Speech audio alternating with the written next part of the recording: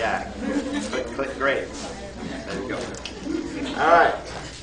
So we're about a day behind on the schedule, so not too far. Typically, I'm much further behind than this, so I'm good. We ended last time with a look at Franklin Roosevelt's New Deal. This was his response to the Great Depression. We are now shifting gears and looking at the Second World War, right? And this is obviously a big topic, a major topic. I will sort of up front remind you that I'm not a military historian and I'm not going to get involved too much in the military side of this. We'll talk a little bit about it, but if you're interested in battles and formations and logistics, I'm not the person to come to for that stuff. My particular interest when it comes to wars is understanding why societies go to war, what is the situations or the context or the sort of trigger mechanisms that lead societies into these decisions. Obviously, this guy named Hitler is going to be a big part of this. But the course of the war itself, I'll sort of give you an overview of it. I do think that it's a really interesting time to take a look at some domestic issues during the war. The internment of Japanese Americans, for example, is something we want to think about. This idea of civil liberties during World War II is something that we want to look at. The treatment of African Americans during World War II is something that we want to consider, because so much of this sets up problems for the rest of the 20th century, particularly back to the civil rights movement. So I will obviously hit some of the military highlights, but I'm not going to detail any of the major battles or anything of that nature. All right. Second of all, I think that this is a conflict that we get a little bit more of in popular culture and sort of popular history here. So I tend to be a little briefer, more brief on World War II than I am on the First World War. Right? So much of World War II comes out of the way the First World War ended. Right? So I'll make those kind of connections as well. And then finally, what we will spend some time on is how the Second World War ended, because that sets up the greater conflict known as the Cold War, this ideological rivalry between communism and capitalism, between the Soviet Union and the United States after World War II. Right? So that's sort of where we're going over the next couple of lectures. This will take us a couple days to get through this material, and I was able to post the lecture notes for this topic as well as the onset of the Cold War, so you should have a couple of handouts there for the next few days. Okay, first thing I think we should do is maybe just back up a little bit, right? Historians are always backing up just a little bit, and consider the context, the diplomatic context between the First World War and some of the events that are changing or that the world is experiencing that lead up to the Second World War. Okay, so the first term that oftentimes comes up about the United States in between World War I and World War II is that we were an isolationist country. Okay? That is, we reverted back to our North American shores after the First World War, and more or less were uninvolved as much as possible with the rest of the international community. And I would suggest to you that that is a myth. Right? We will increasingly become isolationist as it looks like a war is on the horizon. But that's the mid to late 30s. The 1920s, we are not an isolationist country at all. One of the sort of pieces of evidence that suggests we were an isolationist country is that we did not join the League of Nations, right? This international organization that emerged out of the Paris Peace Conference. And so we didn't join the League, we must be an isolationist country. Well, just because we did not join the League of Nations did not mean we didn't work with the League of Nations. You're going to have to work with this international organization. There are a lot of problems in the world. That we're talking about international trafficking of arms, counterfeiting of currencies, international trafficking of drugs, illegal drugs, illicit drugs. So you're going to have to work with the international community to address many of these problems because we have a vested interest in solving many of those problems. So just because we don't join the League didn't mean we didn't work with them. Now, interestingly enough, you'll never see an American diplomat walking through the front doors in Geneva. They always go through the back door, come through the kitchen, because we didn't want the American people to suggest that we were actually working with them, but clearly we were. So we're not an isolationist country in the 1920s. This was a a prosperous time in the United States, right? This was that roaring 20s. Now, again, we do hamper some of our efforts to get into international markets, or at least to expand in international markets, because when the Republicans redominated, retook politics in the 1920s, they imposed record high protective tariffs. But that doesn't mean that we're not still very much pursuing new diplomacy, access to foreign markets, expansion in the international community. So in reality, what we were independent.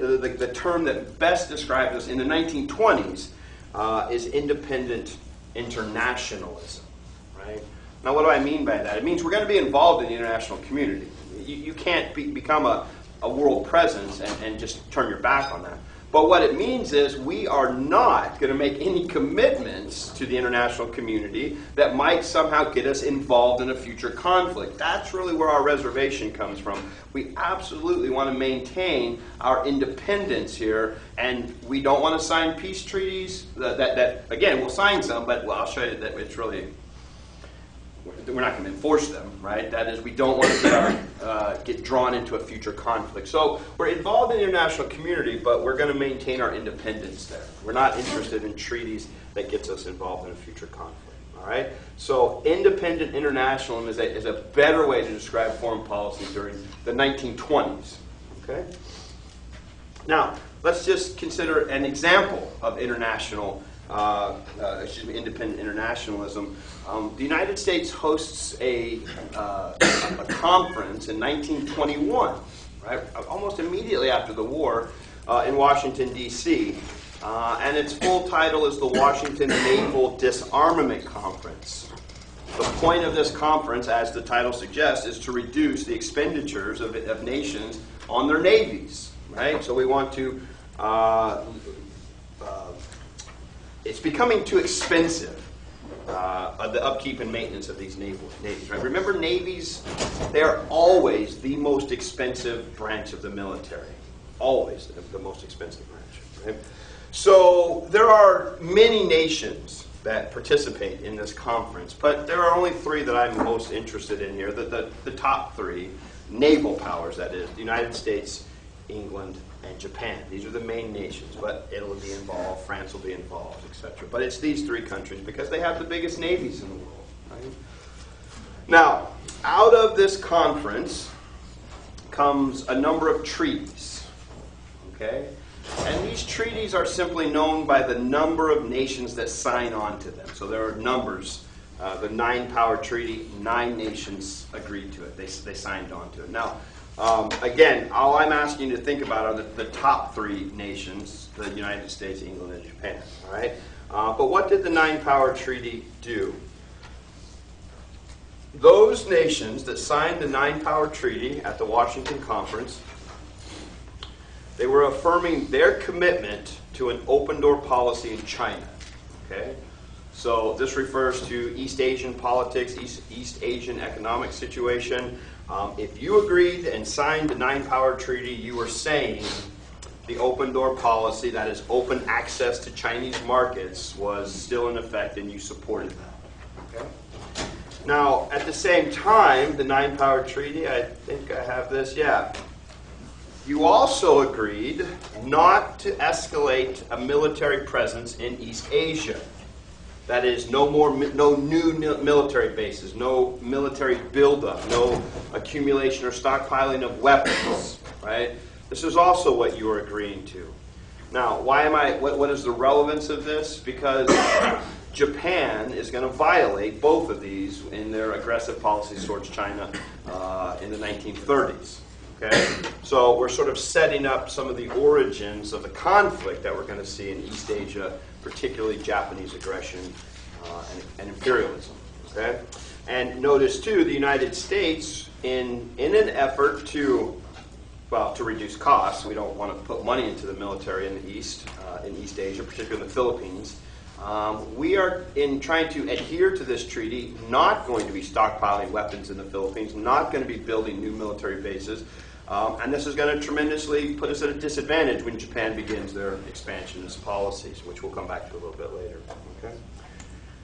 The other treaty, the treaty that really is where the title of this conference comes from, is referred to as the 5-power treaty. Again, United States, England, and Japan are the three to consider here, but five nations signed on to it. Italy and France were the other two, but it's United States, England, Japan.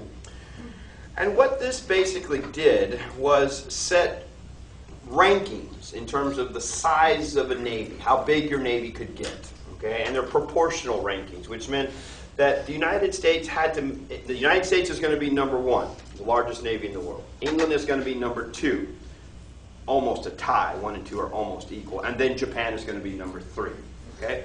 But the point in terms of this term proportional rankings is that the United States or England is, if you honor the treaty, is not allowed to dramatically expand their naval power that would outdistance them, that is, offset this proportional ranking in the relationship or comparison to Japan.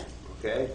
Now, what's the point of this? The point of this is it allows the United States to be number one, and yet at the same time cut their naval expenditures. That is, they don't have to keep building a massive navy to outdistance Japan, because Japan is also not allowed to build a massive navy that would offset that number 3 ranking.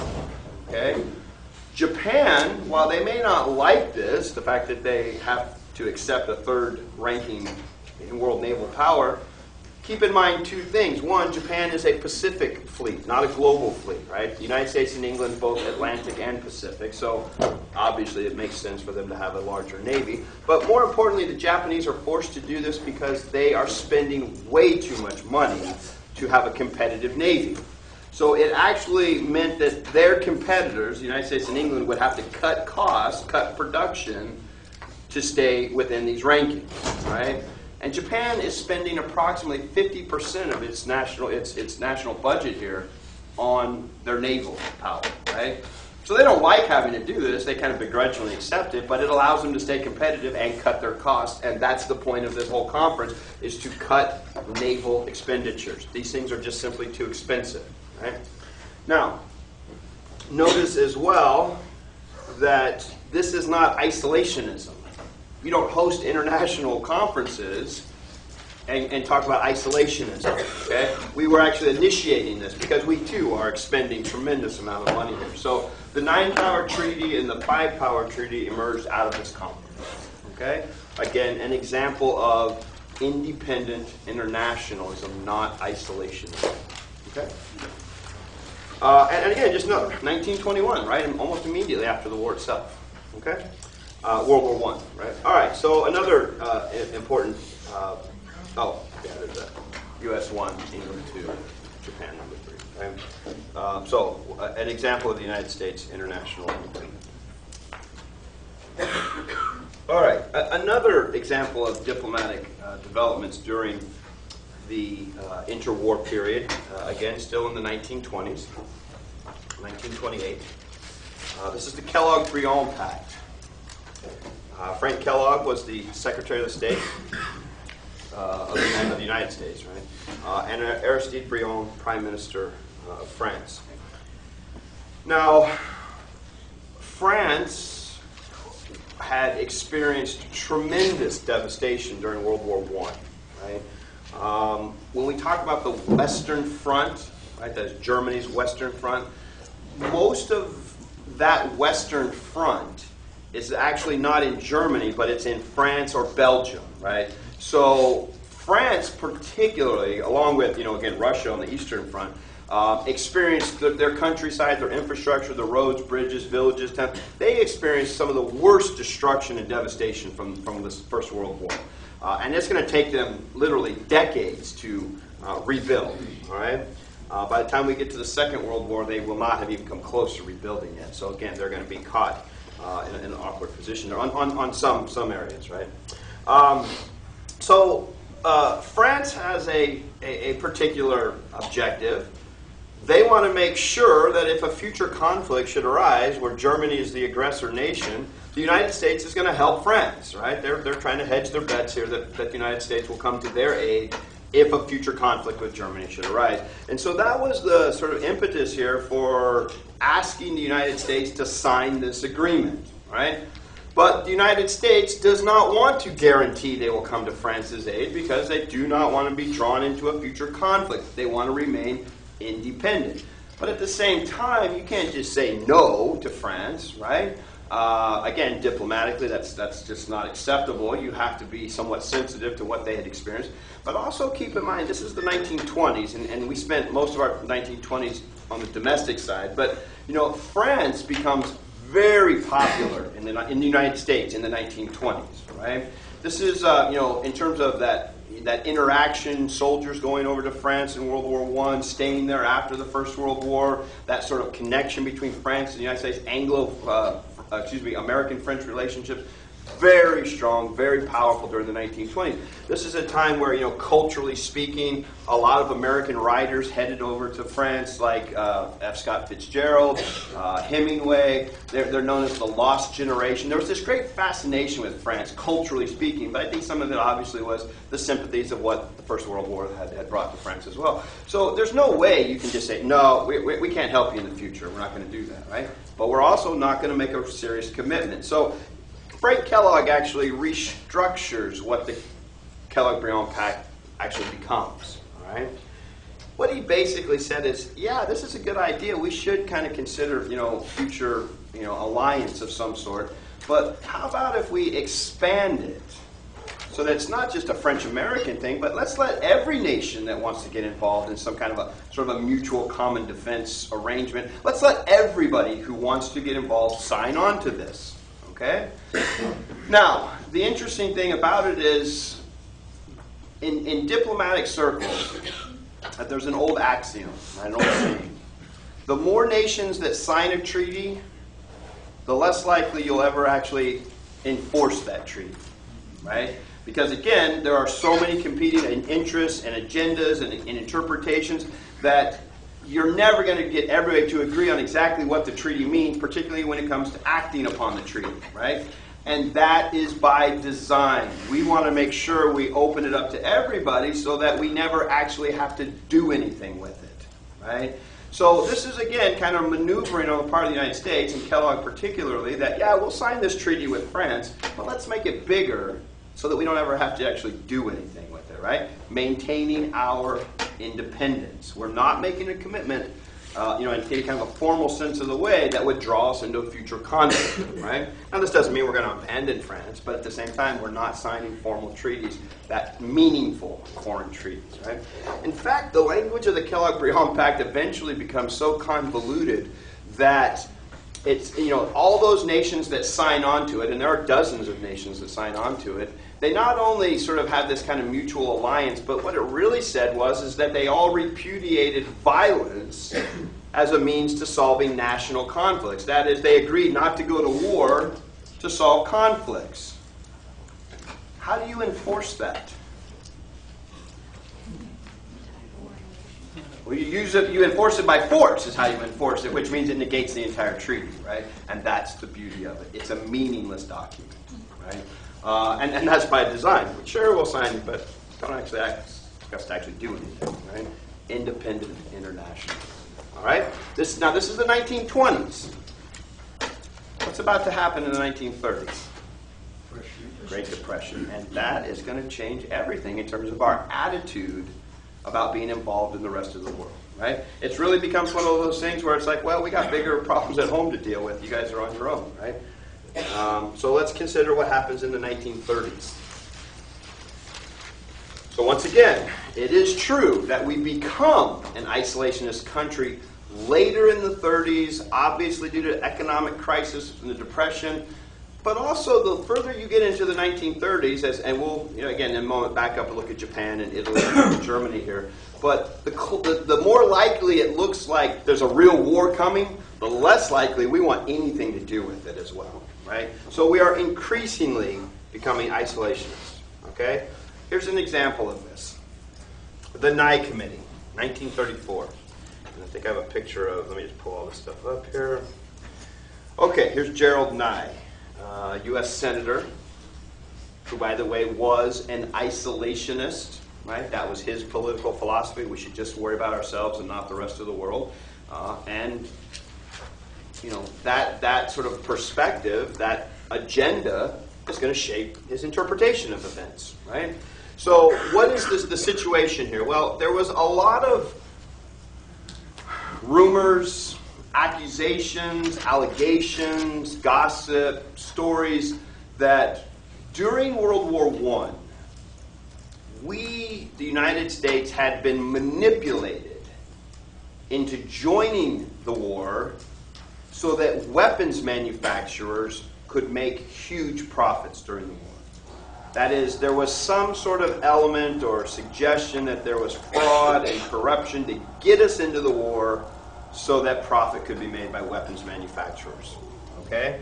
Now, Senator Gerald Nye, an isolationist, headed a committee to investigate these allegations. Okay? Now, interviews, reports, subpoenas, depositions, testimonies, right? Auditing defense contractors, all of this sort of stuff. They wrote a final report, right? What did the report say? Well, it said something, but it said the obvious. In times of war, weapon manufacturers make a lot of money. Well, no duh, right? Of course they do.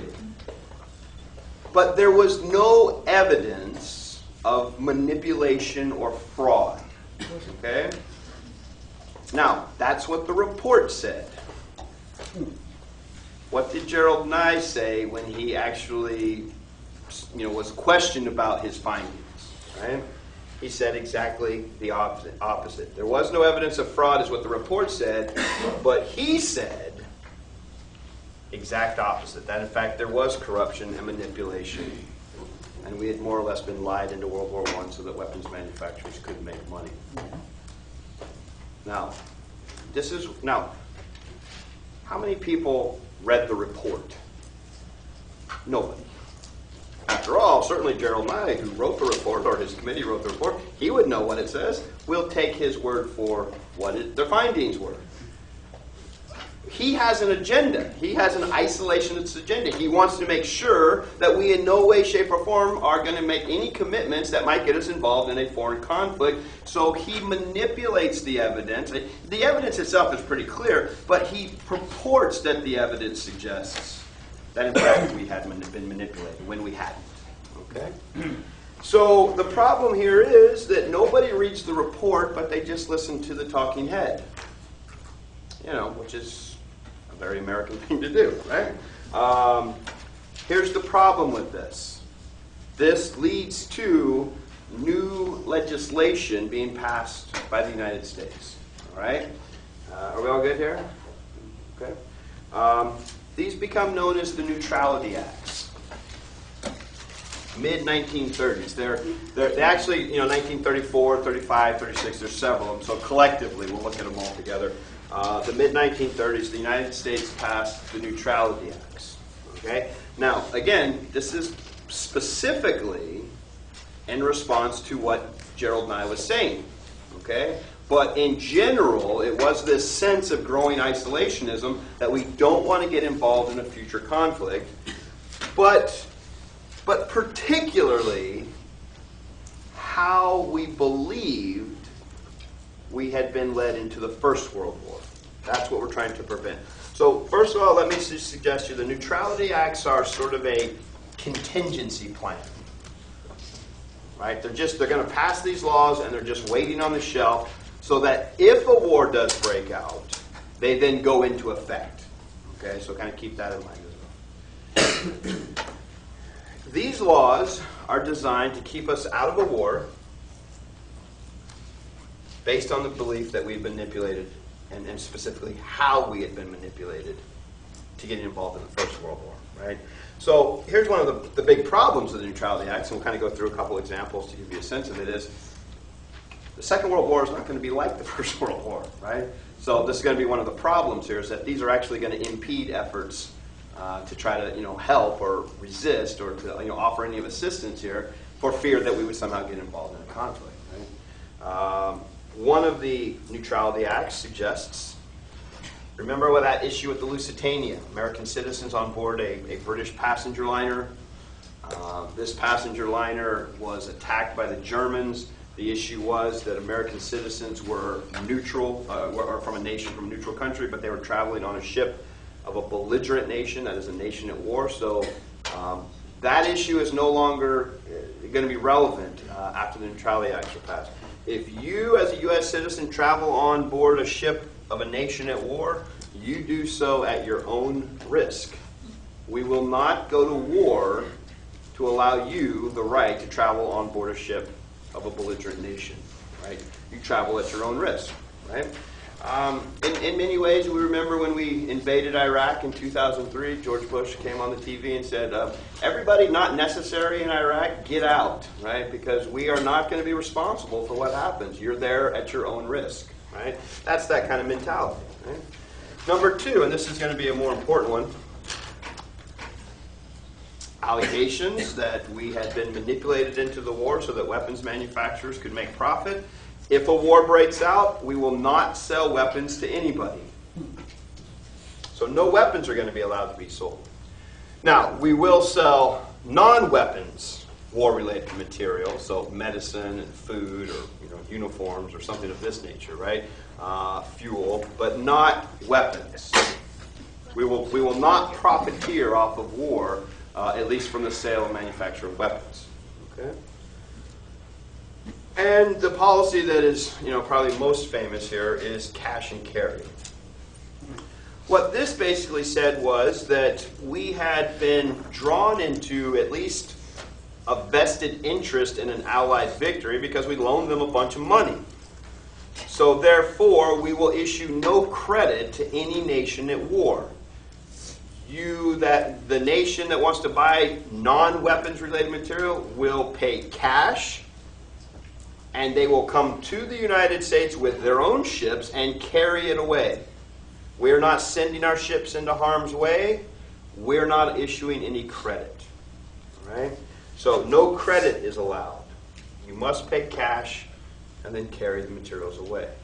Now, again, all of these are sort of, it's a kind of a knee-jerk hindsight reaction to what had happened in the First World War. Right? Now, again, regardless of whether we had been manipulated into the war for weapons manufacturers to make profit, which again, there wasn't really any evidence of that, but there clearly was an agenda for weapons manufacturers to get us involved in the war, right? They actually, they obviously, supported and benefited from it, and not just weapons manufacturers, but financial institutions. Again, guys like J.P. Morgan made a huge profit off of the war.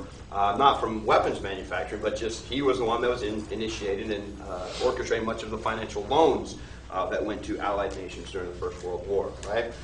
But you can see all of these are designed to keep us out of a future conflict based on how we believe we had been drawn into the First World War, right? And the problem with something like this is the Second World War is just going to be a very different situation, right? It doesn't just translate to one war equals another, right? They're different, okay? Just keeping in mind that this is evidence of growing or increasing isolationism. We simply do not want to get involved in future conflicts, okay? Most importantly, because we are dealing with the Great Depression at this time, right? We're broke. Okay, let's consider very briefly some of the policies of aggressive nations like Japan, a little bit with Italy, and then finally, obviously, Nazi Germany. Right? These are the aggressor nations. Their policies are going to draw the world into the Second World War. And we just briefly want to consider some of what they were doing, their context, their situation. So let's start first with Japan. Okay? The first thing that we want to consider, this is a map of East Asia, Southeast Asia, the Japanese Empire, the home islands here in yellow. The first thing that we should consider is that all of these countries here, except Japan, were colonized by European powers. Japan is the only East Asian nation to escape or to not be colonized by European industrial nations, right? So remember, China is, again, the French are there, the Germans are there, the Japanese are actually there a little bit, and obviously the English. India is dominated by by England. French Indochina, which is modern-day Vietnam, is dominated by France. The Dutch are here. The United States is here. The Philippines, right? So again, Japan was able to escape colonialism, to escape this domination by outside foreign European nations specifically.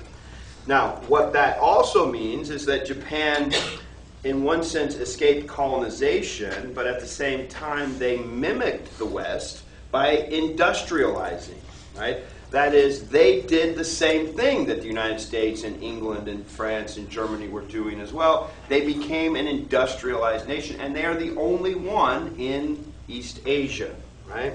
So we're talking about a modern military that is fully industrialized. This is, again, why they have one of the largest navies in the world, right? The third largest navy, right, according to the conference in 28.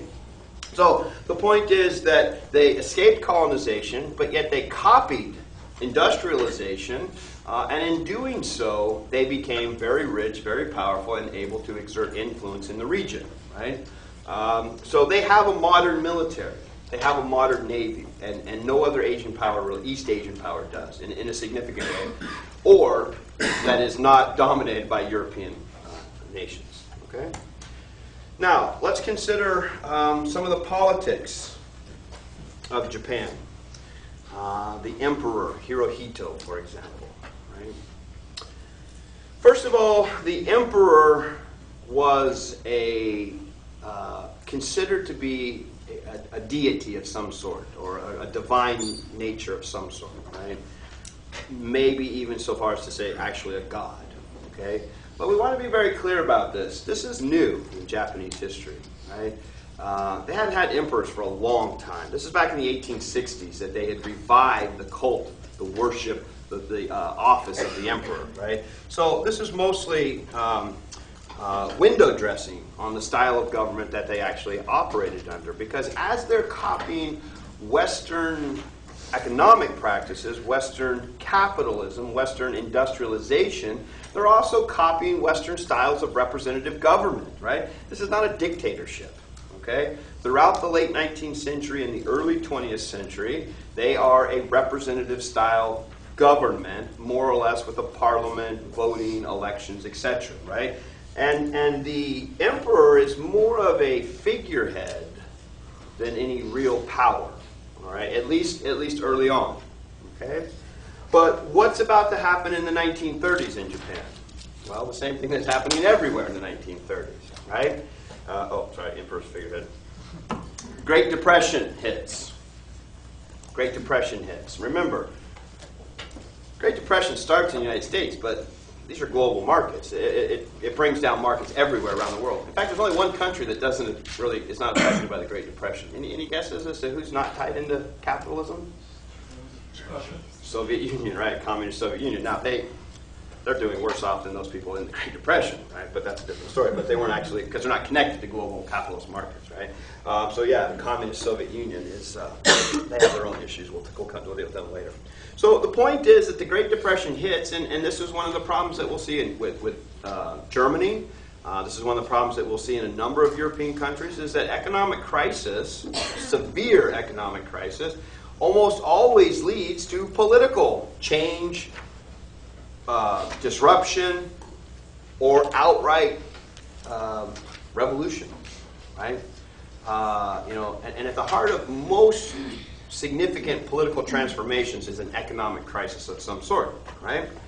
I think we just saw that on Tuesday, right? People unhappy with the economy, let's have a change, right? That's just the way it goes, okay? So that same thing happens here, but on obviously a much greater scale, because what happens is representative democracy, representative government, that's Western. This was what caused the Great Depression. Get rid of it. And it's really in the early 1930s, late 20s, but the 1930s, that we start to see the representative democracy going out and the militarists, the Japanese military, beginning to assert greater and greater control over the government to where they begin to dictate the policies of expansion that Japan is about to engage in, right? So they had been a more or less Western style of government, but economic crisis from the Depression is going to lead to a military sort of, it's not quite a revolution, but the military begins to take over. And now you really see the emperor become much more important, much more prominent, right, as this sort of leader of the Japanese military. But remember, the emperor is still not calling all of the shots. It's his military high command underneath him that's more or less running Japan at this time because of the economic crisis, right? So this is again one of those testaments to FDR's talent and skill here, is that despite the Great Depression, despite this sort of pulling from to the far left to the far right, communism, fascism, extremism, we more or less with regulation and reform were able to maintain basic ideas of democracy and capitalism, right? When a lot of other countries were not able to do that, they absolutely collapsed and went extreme directions, either far left or far right. All right? So we now have a sort of transition in the structure of Japanese government where the military is in charge because of the failures of the economics, or the Western style of government because of the Great Depression. Okay. Now, 1931. Japan invades, so here's Japan. Japan invaded Manchuria, right here. Right, northeastern China. Well, why did they invade Manchuria?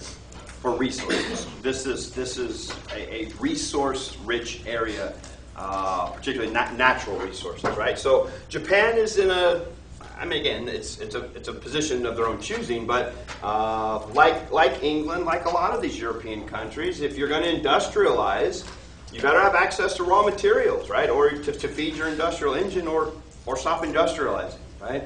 So it's a small island, some small home island. They don't have a lot of natural resources. They're going to have to feed their industrial machine one way or another to continue. They invaded Manchuria in 1931, right? Now, here's the problem with this. What is the response of the international community? Well, remember that what was that League of Nations thing, right? Collective security. Somebody attacks a member of the League. We're all going to kind of jump up and defend that country. The Chinese actually go to Geneva. This is where the League of Nations met at the time, Switzerland, and was protesting this. Hey, look, Japan just invaded us. Are you guys going to help us out? What's the response of the League of Nations? Nothing to see here, right? Because they're broke. What's the response of the United States? We're broke. We're not going to come to the... do you think we care about what's going on in China when we can't even feed people in it? No, we don't, right? So the problem is the Great Depression sort of limits our ability and certainly, the will to try to resist or help the Chinese in any way, shape, or form. Now, what is the lesson the Japanese just learned?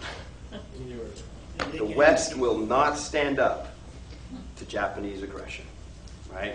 They're too weak, or they're not committed, or they haven't the interest or the will, or, in a very basic sense, they do not have the economic resources because of the Great Depression. So the Japanese learned a very valuable, unfortunate lesson here for the West, and for China, the West will not stand up to them, okay? And as a result, they are going to go on and on and on. Okay? Now, one point I want to make, and I can't remember if I have this or not. Let me go back to that just a minute here. On your handout, there's a phrase down here. No, I think, hold on. Okay.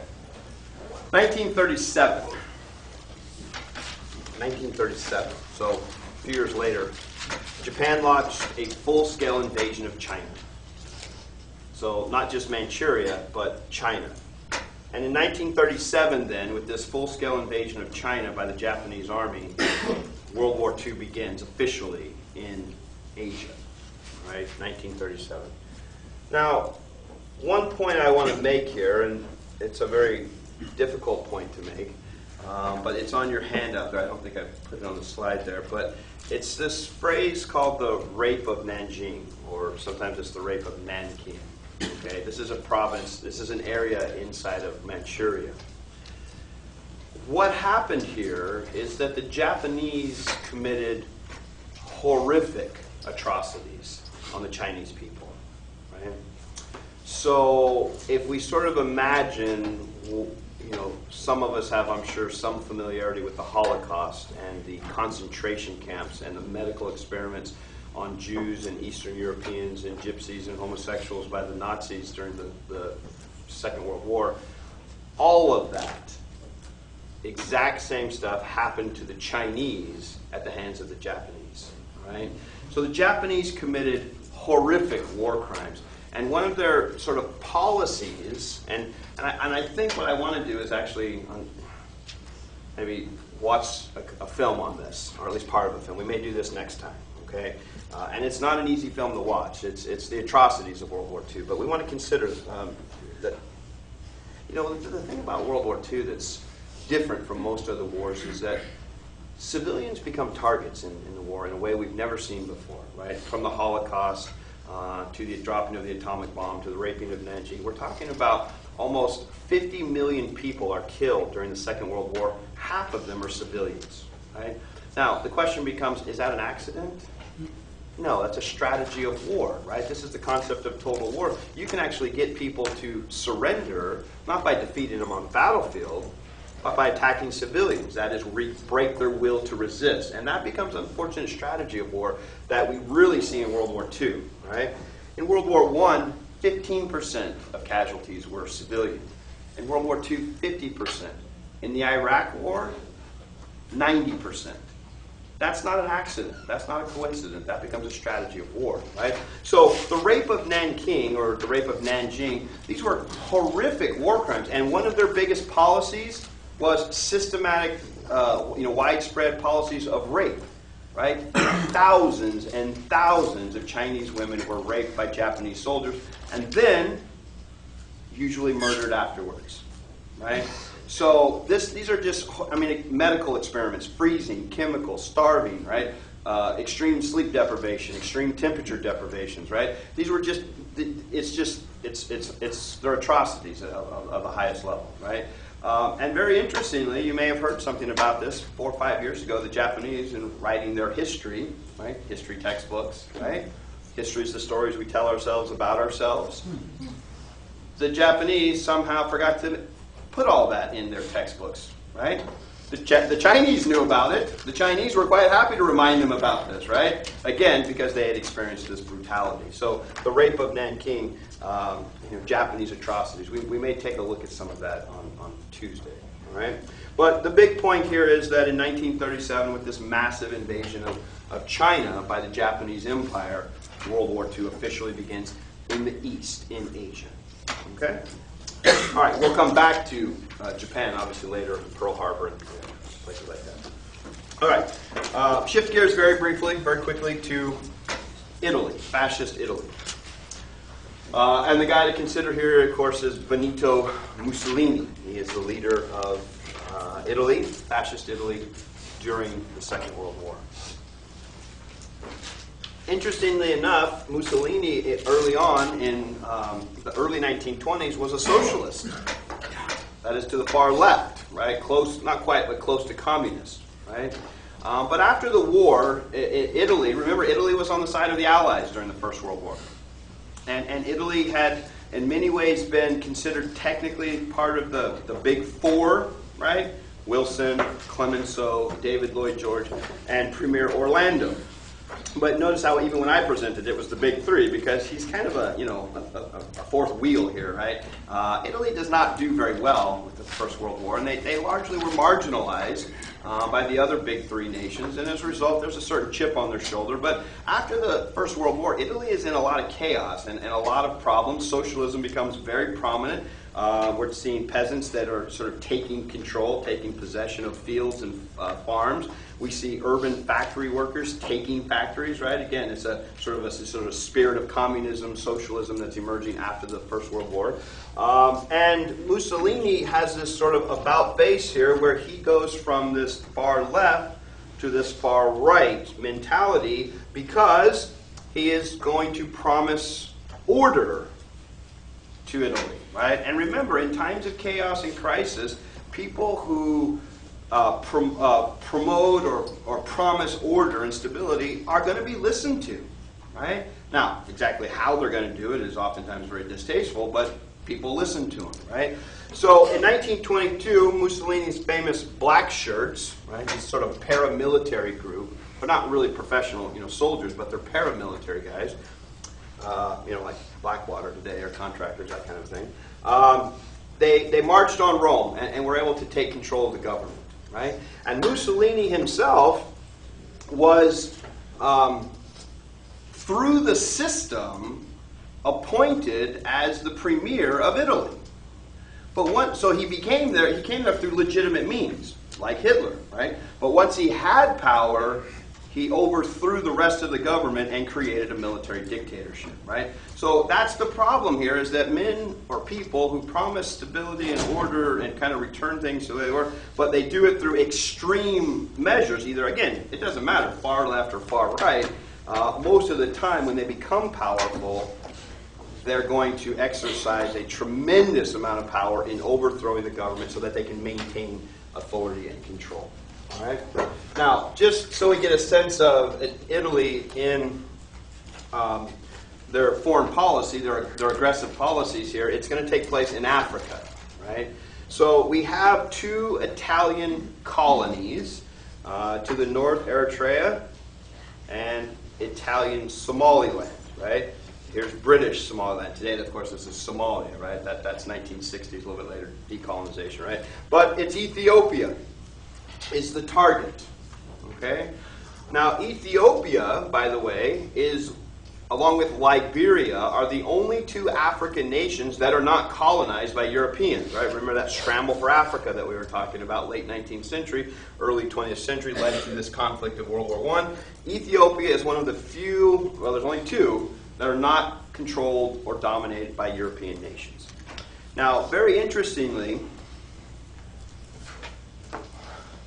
why attack Ethiopia, right? I think in many ways this was just an act of aggression and opportunism, but there is a certain sense that the Italians had revenge on their minds, right? Because one of the reasons that the Ethiopians were not conquered by the Europeans is that they had a very powerful army.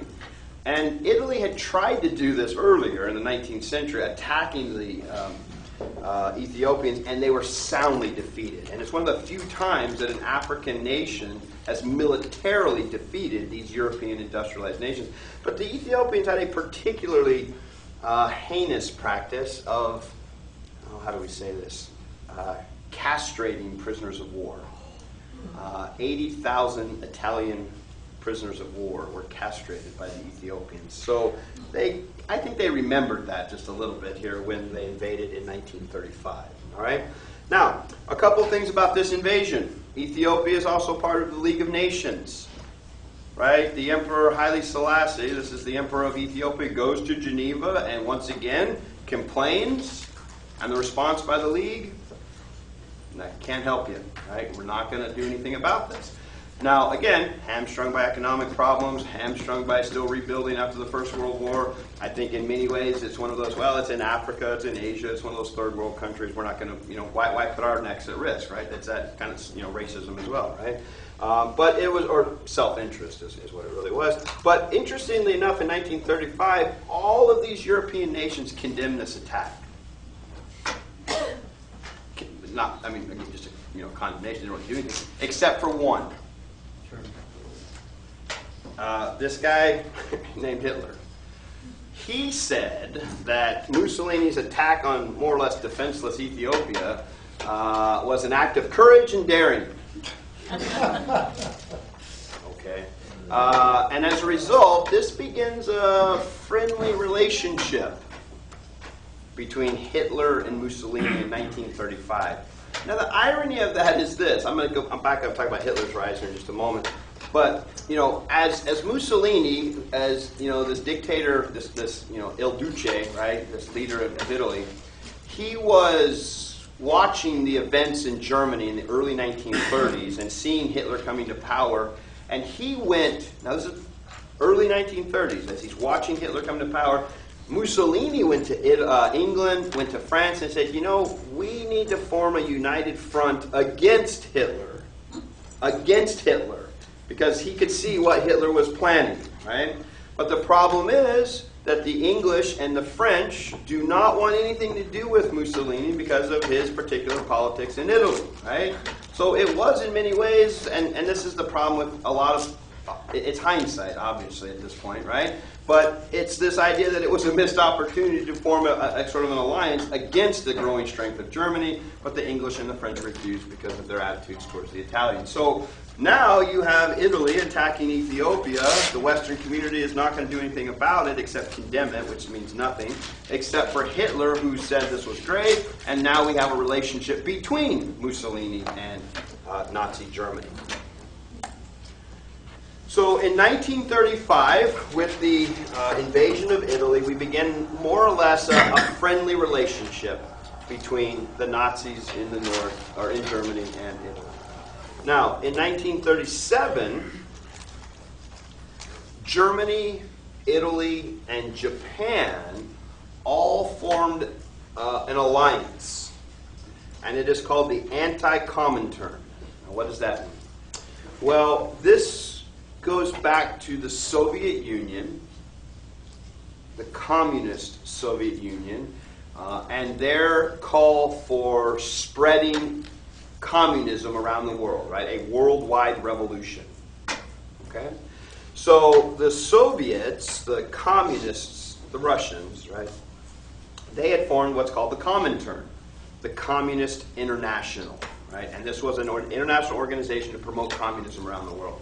So what we have in Germany, what we have in Italy, what we have in Japan is politics that are on the far right. Right? Italy and Germany are fascists. Japan is not fascist, but they're definitely militarists and they're imperialists, and it is, right, Bushido, the way of the warrior, right? Far right. The Soviets, the communists, they are on the far left. Okay? And these two forces are now working against each other at this point, more or less, diplomatically and sort of posturing, not yet military conflict. Okay? So the Anti-Comintern, but that created a relationship, the foundation of a relationship between these three countries, Germany, Italy, and Japan, that would lead to the Pact of Steel in 1939. And what this was an alliance between these three nations where they will become now known as the Axis powers of World War II. The Axis powers. It was a military alliance to come to each other's aid. Now, they're all planning policies of expansion. I mean, again, this is 2 years after Japan's invasion of China, so World War II has begun in the East. World War II is about to begin in Europe as Hitler is about to begin campaigns of expansion where he will more or less conquer almost all of Europe. All right? So let's consider a little bit about Hitler, all right, and the rise of Nazi Germany. First of all, once again, we back up just a little bit and remind you the nature of German politics, the Weimar Republic. The Weimar Republic was a democracy that had been created after the collapse of the German government at the defeat in World War I. So this was the government that sort of was left holding the bag after Germany had lost the First World War. And again, it was a democracy. This was the government that Wilson said, don't punish them, help them, be lenient, because this is not that military high command of the Kaiser. So if we want democracy to expand and to spread and to grow in Europe, we got to help this government. They were the ones that signed the Treaty of Versailles. Remember, the Treaty of Versailles worked out through that Paris Peace Conference, but the armistice that ended the war took place on November 11th, 1918, right? And therefore, we'll see that date, November 11th, will be used to label them as the November criminals, right, by the Nazis a little bit later. But the problem is that in the 1920s, we had some modest economic recovery. Again, this is after the defeat at the war. Most of this recovery is based on the fact that the United States and tremendous prosperity as a result of the war, They were able to invest in the German economy, right? And we have some recovery, right? It's not tremendous growth, but there's stability, there's growth on some level, right? As I said, the government that signed the treaty, they were the ones that had sued for peace in November, and so dissatisfaction with this government, Hitler will refer to them as the November criminals. They had sold the German people out, right? But the problem really becomes when the Great Depression hits, right? Once again, we see economic crisis that will lead to political transformations. And when this economic crisis hits and we have massive inflation in Germany, this Weimar Republic is not able to survive. There is so much problems and so much pressure and so much hostility that this government will collapse, right? And this is the key here, because what it created is, remember, Hitler does not take over the government. There isn't a government. There's a very fledgling sort of government, but they're holding on by their teeth here. This is a vacuum created by economic catastrophe that led to political collapse, right? And it's in that vacuum, in that sort of more or less absence of government, that Hitler and the Nazis are able to rise to power by what? Promising stability, promising order, promising recovery, and getting Germany out of the Great Depression, right? Which, by the way, he delivered on that promise. He did get Germany out of the Great Depression.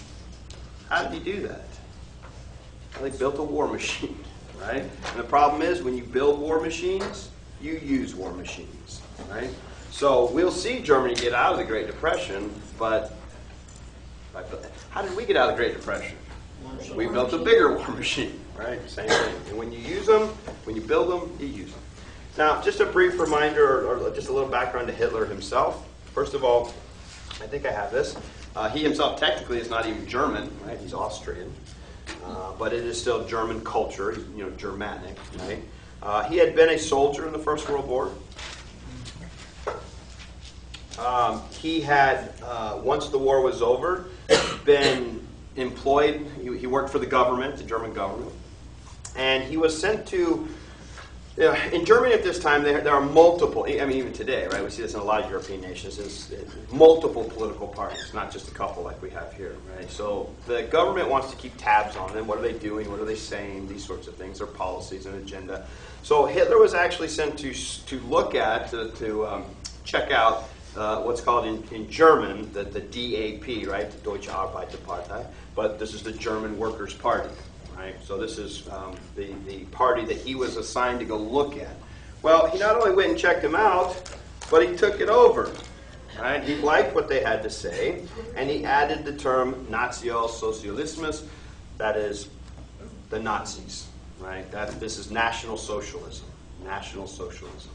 Okay? So we now have National Socialist German Workers' Party. That is the political party that he took over and then is going to use to become the leader of Germany. Right? So the first few letters of the word in German, national, the German is National, Nazi, that's where the term Nazi came from. Right? And we should be clear, this was not a term used very much in Germany. They wouldn't have used the word Nazi, right? That's something we sort of use to refer to them. They oftentimes would have said National Socialism or something of this nature, or the German Workers' Party, but Nazi is kind of a term they used it, but it wasn't a real common one the way we use it all the time. All right. Now, one of the things that the Nazis are good at is self-promotion, promising order, promising stability. They were very good at big pageants and big rallies and big speeches and very colorful banners, and it was so much about style and not a whole lot of substance, which, again, is, Franklin Roosevelt did the same thing. He never really told us what the New Deal was, but every time you saw him, he was smiling and happy days are here again, right? So again, this is oftentimes what you do in the absence of a real plan, right? But it should be clear, one of the interesting things about the Nazis here is that every time they emphasized any kind of anti-Semitism, that is anti-Jewish sentiments, they didn't do well in Germany. That was a policy that didn't resonate with the German people, right? But when he talked about jobs, when he talked about economic growth, when he talked about recovery, that's what people wanted to hear. So they learned in these, couple of years here in the early 1930s, let's not talk about anti-Semitism too much, because that's not very popular, right? I mean, obviously they'll get to that later, but they were sort of winning people over, and they're winning elections. That's the key. Not Hitler himself, but all of his Nazi members, they're winning local elections to the point where the Nazi Party became the dominant political party in Germany. Legitimate election results, they were winning, they were dominating, they were popular. And he, as the leader of the Nazi Party then, is appointed by President Hindenburg to the chancellorship in 1933.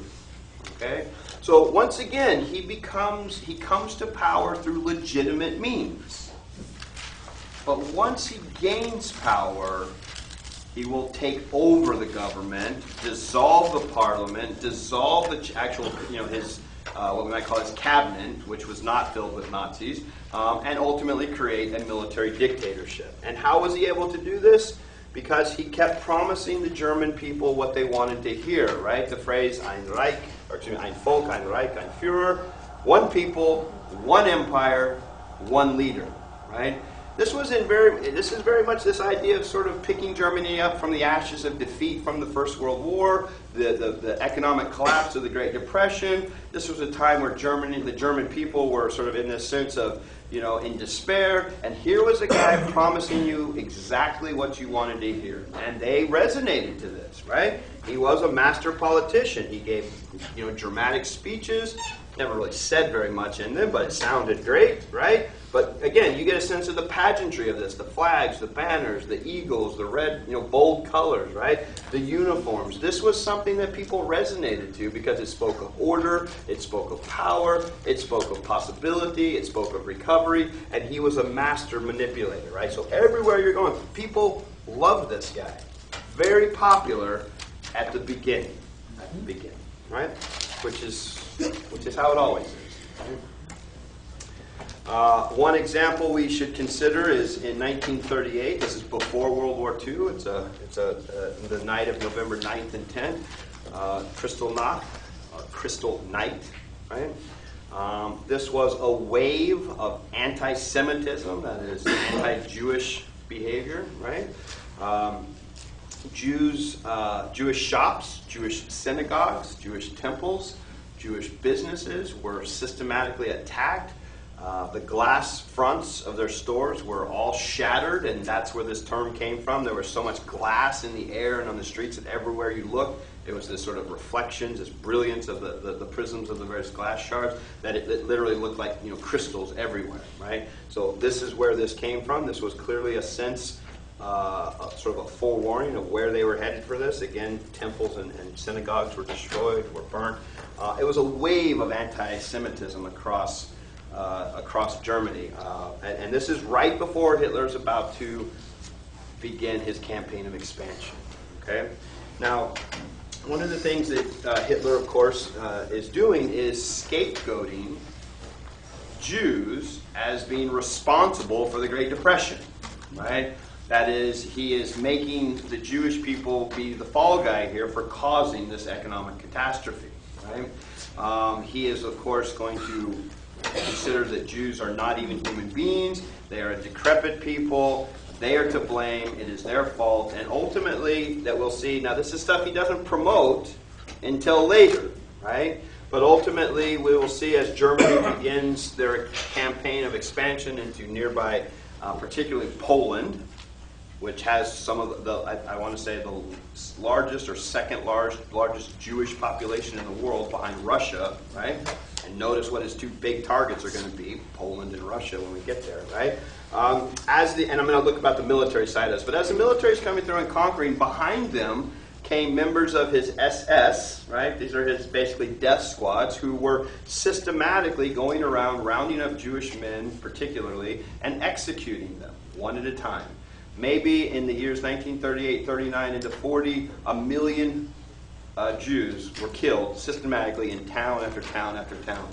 And the problem was that this was very hard on the SS soldiers, according to the Germans. This was something that it was sort of wear and tear on them, so they wanted to come up with a more efficient way to kill larger numbers, and that's what the final solution was, right? This is where you round up the Jews, as well as, again, it's not just Jews, but it's primarily Jews, but Slavic people, homosexuals, people with disabilities, physical or mental disabilities. So it's a whole range of people, but obviously the bulk of it was about 6 million Jewish people rounded up in concentration camps and literally worked to death before they are executed in gas chambers, right? A very disturbing but obvious efficient way of trying to enact the final solution, which is the total eradication of the Jewish people from the earth. That was the goal, right? So again, just horrific crimes and atrocities. All right, and again, I think we'll take a look at some clips of that as well on Tuesday next week as well, right? Okay, where are we at? All right, let's consider a little bit of Germany's campaign of expansion. All right. First of all, one of the things that Hitler kept promoting, very interestingly enough, is the Treaty of Versailles itself. Now, he's doing this sarcastically, of course, but one of the principles coming out of the, Wilson was this idea of self-determination. And if we had to sign the Treaty of Versailles, self-determination said that people should have a say in how they're governed. That is self-rule, right? And in there, of course, is this idea about nationalism. That is, German people should all live in Germany, right? This idea that everybody of a nation should have their own country, right? And there were Germans that had been somewhat scattered as a result of the First World War, right? Well, his first real policy then was to remember the Rhineland. The Rhineland is this area in Germany, right in here, in Germany, but no German troops are allowed in there, right? Permanent demilitarization. One of the very first things he did, march German troops into the Rhineland, breaking the Treaty of Versailles, right? What was the response by the Allies at that? No response at that time, right? Second of all, he goes to Austria and simply annexed it in 1938. Now, was there much resistance in Austria? No. There was some. There clearly was some. Right? If you've seen The Sound of Music, for example, right, you see this resistance. But it was primarily German culture. And this was not an invasion. This was simply taking it. All right? And so now he has put the military into the Rhineland. He has now taken Austria. And now he really begins, let me just back up just one here, go back to this. What he's really interested in right now is the Sudetenland, this area right here. Okay? Now remember, this is an area that was home to maybe 1 million Germans, but had been taken by the Czechoslovakians in the redrawing of maps after the First World War. Now what's Hitler's justification? Well, they're German people. They should be part of Germany, self-determination, self-rule. So he is demanding that the Sudetenland, the land of the southern Germans, be returned to Germany. That's his demand. Okay. Well, we're going to have a meeting in Munich, in Germany. This is the Munich Peace Conference. And we see here, and in the center, of course, this is Hitler, this is Mussolini, this is Neville Chamberlain, the Prime Minister of Great Britain, this is the French President, and what we're seeing here is, let me rephrase that. Who are we not seeing here? Well, the United States. Who in Europe? Who are we not seeing here? How about somebody from Czechoslovakia? They're not there. They're not invited. This is, again, how power works. The big countries are going to decide these things, right? So the Czechoslovakians are obviously not interested in giving up part of this territory, right? But Germany is putting pressure on England and France to give back the Sudetenland. Now, what is the response by the English and the French here? They give it back to him. They give it back to him. And this is called appeasement. Appeasement.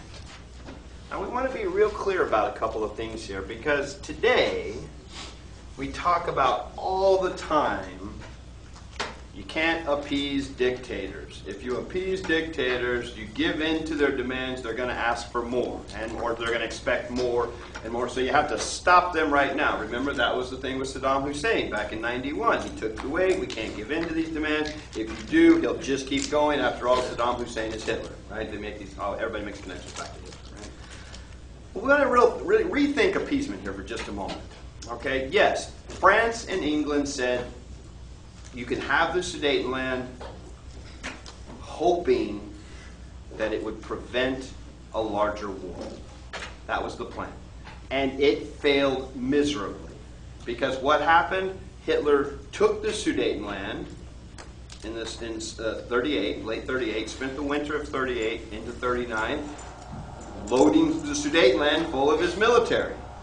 So that in the spring of 1939, he then attacked the rest of Czechoslovakia and took it too. Okay?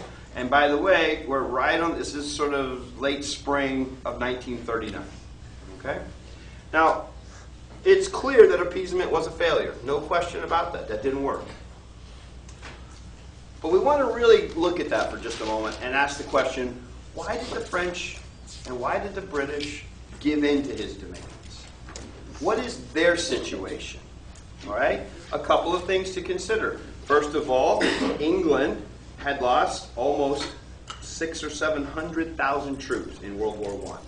France had lost 1.7 million troops in World War I.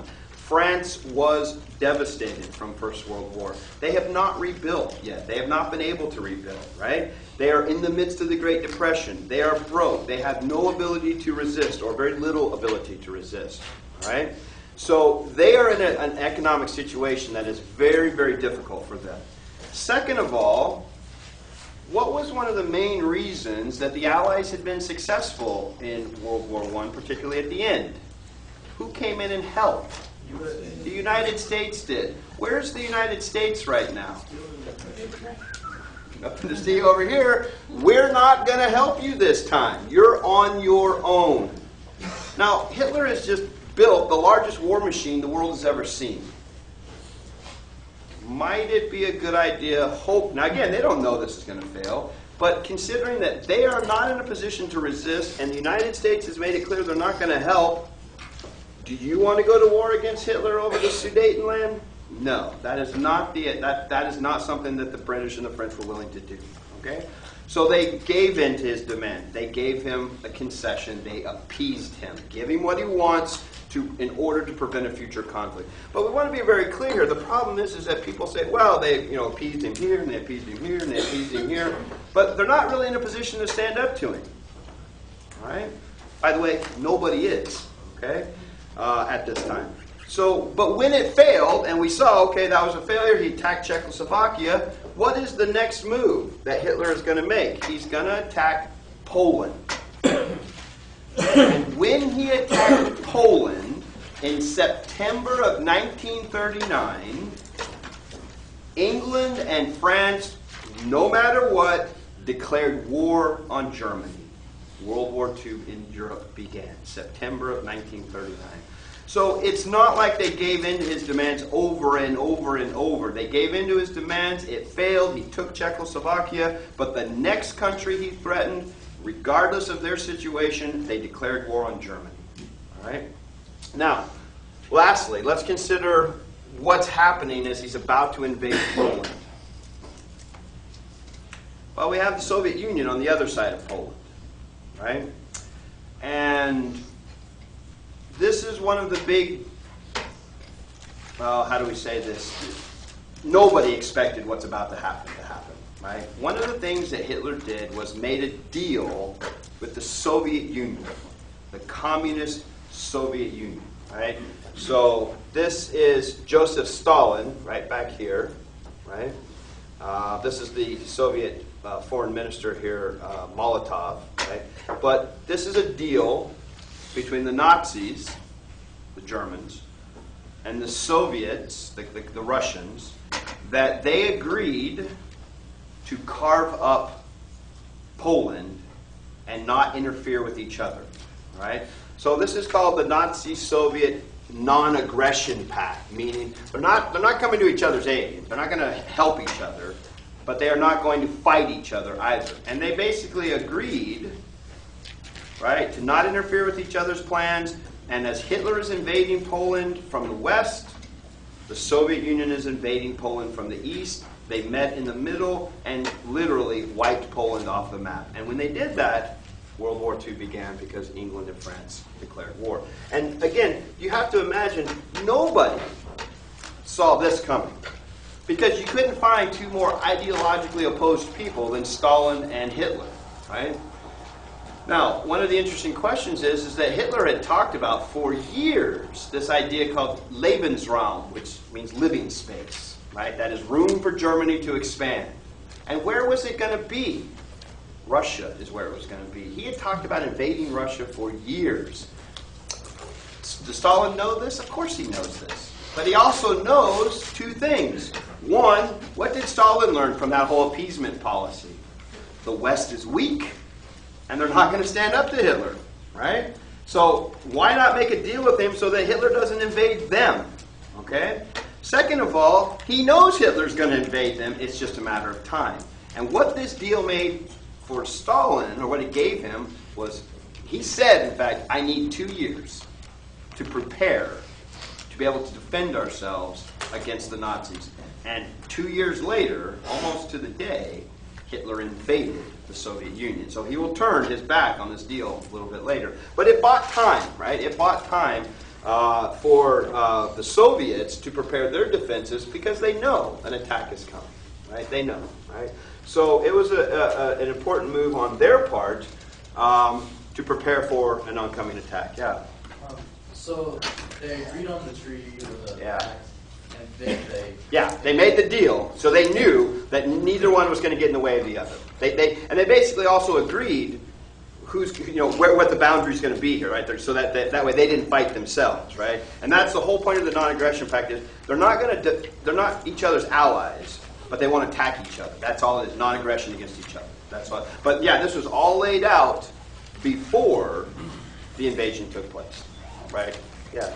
Was there not another factor on the part of Japan was knocking on Russia's door at the time? On the far east. On the far east, absolutely. And that was one of the other deals here, is that they know that remember, Russia's not an industrialized country even at this point. Right? But they're just barely industrialized at this point. That's why Stalin needs time. Okay? So Russia's feeling the pinch on the other side of the Japanese coming in, and he knows that the Japanese and the Germans have this agreement as well. So yeah, he is hedging his bets here that if I can make a deal at least with Hitler, it'll give us time to rebuild, and then, because they know this war is coming at this point, right? Yeah. Did the European nations or anybody know about this deal before they actually invaded Poland? No. That may find out afterwards. But when they find out as the invasion is taking place, because it became clear they didn't attack each other, they simultaneously attacked and then stopped. Right? All right, we're out of time. We will pick this up next time. Look for your grades in WebCT sometime tomorrow morning.